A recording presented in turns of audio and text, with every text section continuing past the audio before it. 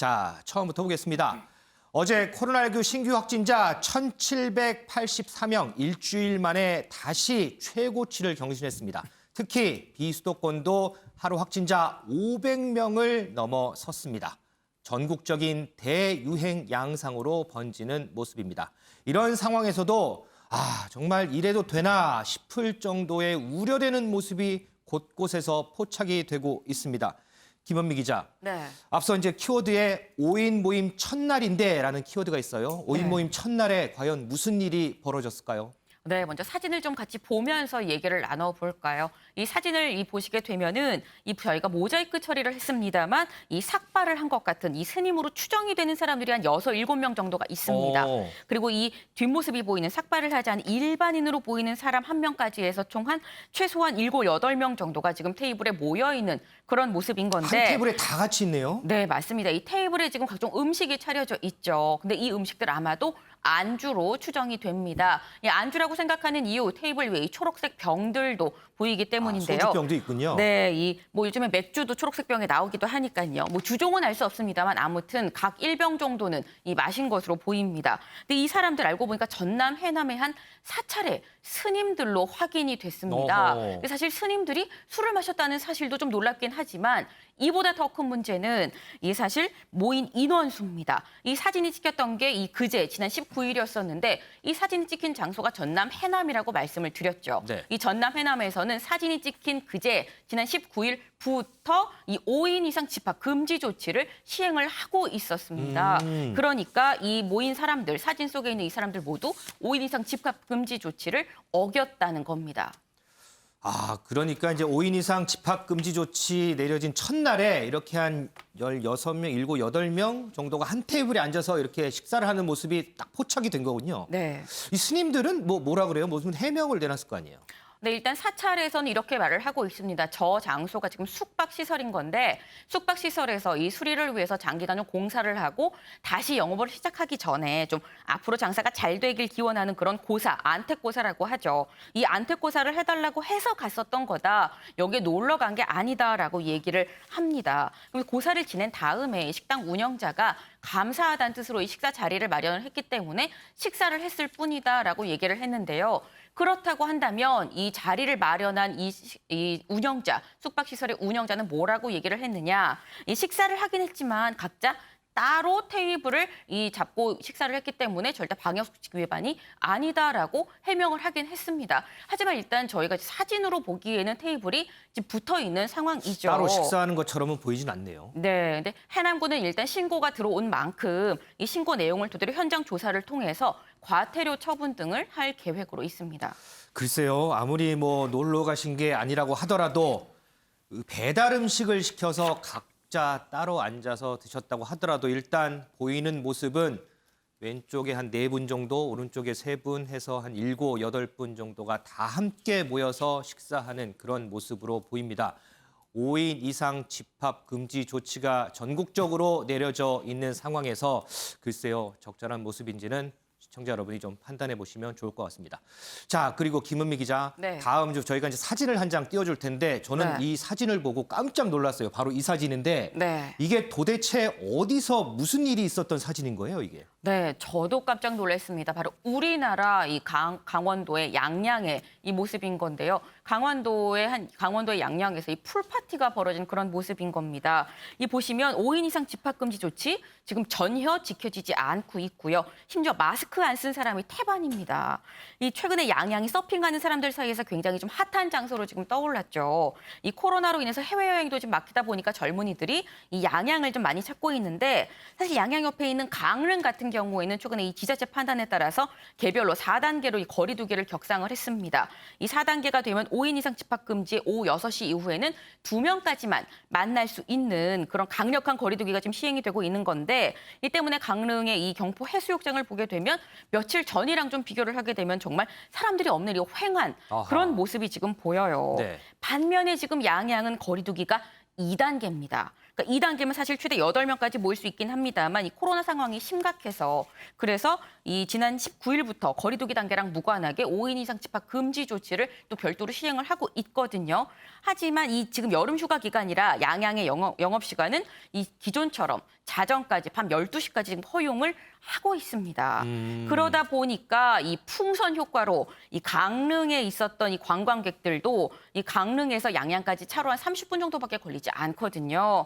그러니까 이 양양으로 지금 다 같이 몰리는 이런 상황이 발생한 건데 저 풀파티 장소에 있었던 사람이 본인이 보기에도 이건 좀 심하다 싶었던 것 같아요. 아이고. 그러다 보니까 이 보신 것처럼 한 온라인 커뮤니티에 저 사진이랑 같이 이런 글을 올렸습니다. 이 양양에서 코로나 풀파티가 열렸는데 대부분 노마스크인 거고 강릉에 막혀서 양양으로 원정 온 관광객들이다라고 이 문제를 제기를 한 건데 이 글을 본 누리꾼들 아마 지금 저나 다른 시청자 여러분들이랑 똑같은 생각을 하고 있는 것 같습니다. 확진자가 폭증을 하는데 같은 나라에 사는 게 맞는 거냐. 의료진들은 지금 폭염에서 코로나랑 사투를 하는데 대체 무슨 생각입니까? 저기서 확진자가 나오면 저 사람들한테 구상권을 청구하십시오라는 글들이 달렸습니다.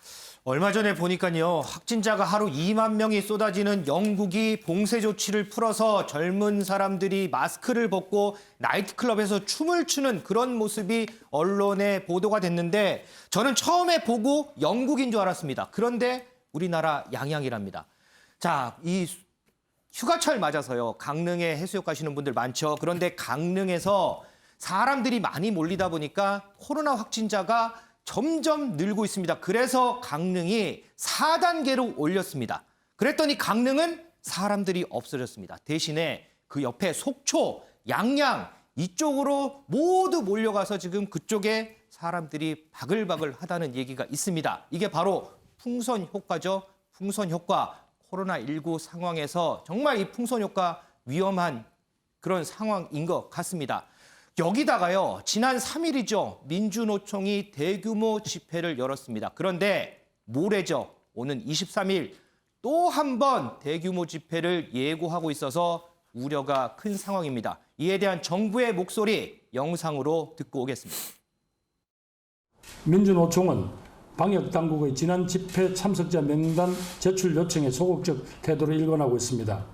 이에 대해서 이번 금요일에는 원주에서 또 한 번 대규모 집회를 예고하고 있습니다. 방역에는 어떤 예외도 있을 수 없습니다. 정부의 명단 제출 요청에 즉시 협조해 주시고 대규모 집회 계획을 철회해 주기 바랍니다. 이영걸 대표님, 예. 지금 폭염 속에요. 의료진은 방호복 입고 숨도 제대로 못 쉽니다. 그리고 시민들도 땡볕에 지금 몇 시간씩 진단검사 받으려고 줄 길게 늘어서 있습니다. 이게 전부 다 나 하나쯤 괜찮겠지 하는 뭐 이런 생각들 때문에 이렇게 지금 퍼지고 있는 거 아닐까요? 그렇죠. 지금 뭐 폭염 속에 방호복 입고 하는 코로나19 처리하는 사람들, 치료하는 사람들, 네. 진단하는 사람들. 그 안에는 방호복 안에는 아마 제가 보기에는 한 50도는 될 것 같습니다. 땀이 얼마나 나겠어요. 그런데도 불구하고 진단하고 치료하고 임하는데 지금 일부 일탈한 사람들 때문에 이 코로나19가 더 좀 자꾸 좀 번지는 거 아니냐 뭐 이런 좀 걱정을 많이 낳고 있는 거죠. 지금 이번 주 23일 날 민노총 원주 가서 건보공단이 거기 있거든요. 네. 거기서 또 시위한대요. 23일 날. 그때 1,200명. 또 30일 날에는 또 3,000명이 가서 한답니다.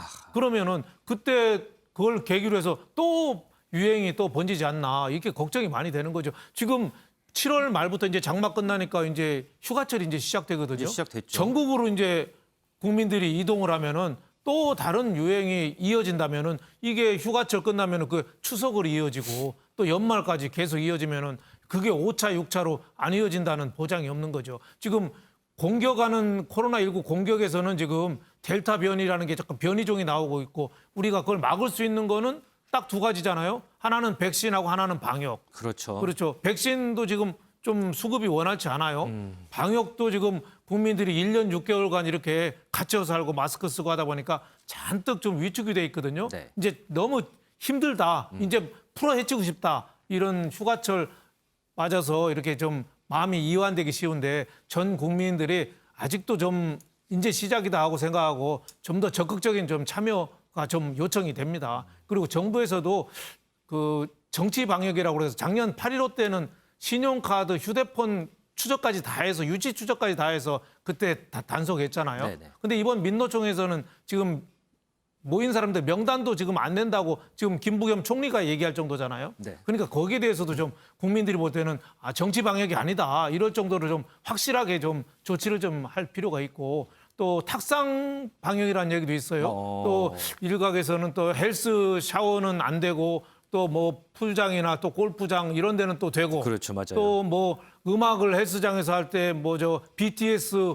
버터는 되고 또 강남 스타일은 안 되고 네. 또 택시는 2명 오후 6시 이후에는 안 되고 또 지하철이 버스는 또 마음대로 되고 이런 차별적인 요소, 형평적인 요소, 실효성 뭐 이런 것 때문에 정부에서 좀 의심을 받거든요. 그 잘못된 거는 정부에서도 그 고쳐도 아무도 뭐라고 할 사람 없습니다. 지금이라도 빨리 디테일한 게 잘못됐으면 빨리 좀 고쳤으면 좋겠다. 그래서 전 국민들이 자율 방역, 책임 방역 적극적으로 솔선수범하는 방역으로 나갈 수 있도록 정부가 좀 분위기 조성을 해야겠다 이런 생각이 듭니다.